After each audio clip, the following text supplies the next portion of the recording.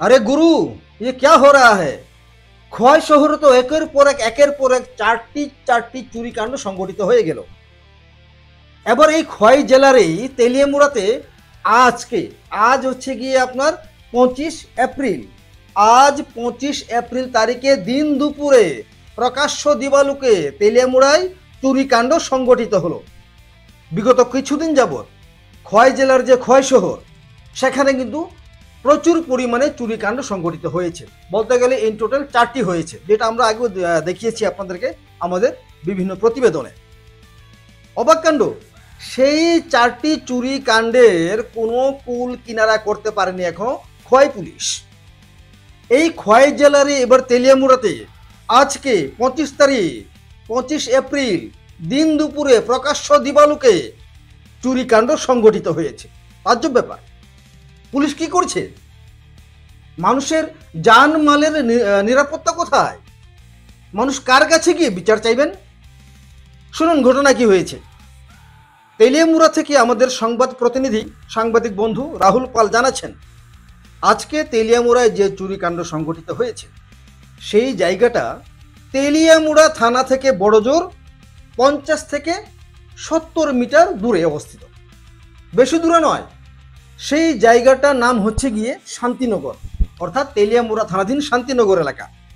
সেখানকার শম্পা দত্ত পাল, উনার বাড়িতে আজকে চুরিকাণ্ড সংঘটিত হয়েছে প্রকাশ্য দিবালোকে দিনের বেলা। হয়েছে কি, এই যে শম্পা দত্ত পাল মহোদয়া, উনার পরিবার বাড়িতে ছিলেন না। তারা হয়তো কোনোটা কাজে ঘরের বাইরে ছিলেন, মানে দূরে ছিলেন তারা। আর সেই ফাঁকে সেই সুযোগে চোরের দল তার উনার বাড়িতে হানা দিয়েছে এবং দেখুন কি কি নিয়ে গেছে। প্রায় 12 ভরি স্বর্ণালঙ্কার। বস, 1 ভরি 2 ভরি নয়, পুরো 12 ভরি স্বর্ণালঙ্কার শেষ। সঙ্গে প্রায় ক্যাশ বাড়িতে রাখা ছিল লকারে 1 লক্ষ টাকা, সেটাও চোরের দল লকার ভেঙে নিয়ে গেছে। তো এবার বস একটু হিসাব করুন, বর্তমানে বাজারে 1 ভরি স্বর্ণালঙ্কারের দাম যদি 80,000 টাকা হয়, তাহলে 12 ভরির হিসেব কত আসবে? 9,60,000 টাকা, মানে 9,60,000। সঙ্গে রয়েছে ক্যাশ 1 লক্ষ টাকা। আর এই দুটো যদি আমরা একটা জায়গায় করি তাহলে কত দাঁড়ায়? মোট 10,60,000 টাকা, মানে প্রায় 11 লক্ষ টাকার জিনিসপত্র, স্বর্ণালঙ্কার সঙ্গে ক্যাশ চোরের দল নিয়ে চম্পট হয়ে গেছে। বস, থানা থেকে মাত্র বড়জোর 70 মিটার দূরে অবস্থিত এই শান্তিনগর এলাকা, এই যে শম্পা দত্ত পাল মহোদয়া উনার বাড়িটা।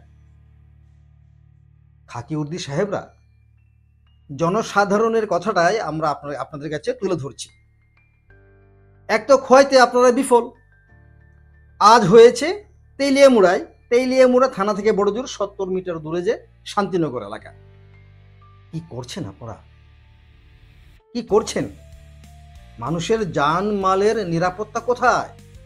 মানুষ কার কাছে গিয়ে বিচার চাইবেন? কার কাছে যাবেন? প্রথমেই তো থানাতে যেতে হয়, জিডি এন্ট্রি বা একটা এফআইআর করতে হয়, তারপরে তদন্ত শুরু হয়। বিগত কিছুদিন ধরে যে খোয়াই শহরে যে চুরিকাণ্ড হচ্ছে, প্রত্যেক ঘটনায় যারা ক্ষতিগ্রস্ত থানাতে যাচ্ছেন, এফআইআর করাচ্ছেন। আজকে যেটা হলো আমরা জানি, আজকেও নিশ্চয়ই সেই পরিবার থেকে আপনাদের থানায় এসে এফআইআর করা হয়েছে।